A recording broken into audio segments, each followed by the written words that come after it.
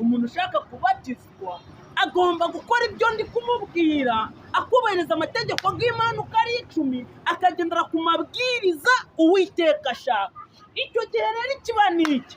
Iyo ukoze ibyo Uwiteka ashaka ugakurikiza amategeko 10 y'Imana, irya mbere wirinde kunywa inzoga, wirinde kugira iki? Wirinde kugira iki? Musoma ibyo ndi kwigisha birakomeye. Ntugakurikiza imigambi z'ababi, ahubwo ukora ibyiza.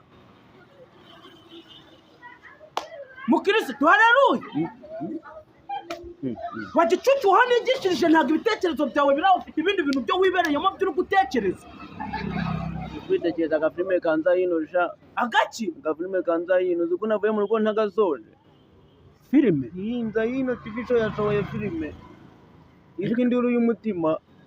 Ariko abapasiteri turagwira. Aho nigishirije amategeko gose y'Imana ko nakwigishije nta na kimwe cyo wifatiyemo ahubwo ngo urwitekereza filime mwa. Hinza hino TV show ari gusohoka filime nziza yitwa Induru y'Umutima. Ntabwo wakumva ijambo ry'Imana no kwiza urimo kwitekereza mu mutima. Wavuye mu rugo mu kikuri mari Induru y'Umutima, Induru y'Umutima, Induru y'Umutima. Iyo filime nawe uyibonye wahagarika agakiza agashyira hasi. Ni filime. Navuye mu rugo itarangira ndi kwitekereza ukuntu ndagira mu rugo ngasanga umuriro bawumaze ntinkumeze kuyireba. Ugaje kwa mugani ko ndi kubona n'amaturo muri zino minsi gatari kuza. Ko n'ubundi narinzi ngo muratura, ubundi kwa mugani waza ari gumira mu rugo aho kugira ngo uru rusengero none agahinda kazanyice ndi kubigisha nimufate. Katuje kwirebera iyo filime Induru y'Umutima. Sibyo sha. Wanyajya mugira televiziyo.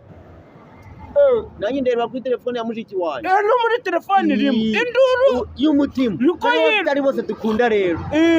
Ubu hari episode ya 2 yasohotse.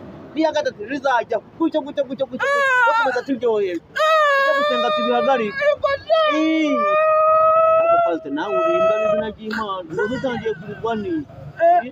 Kandi ko haleluya. Cyangwa urasenze buri Imana. Haleluya. Mba nanjye kandi tujye kwirebera. Sawa.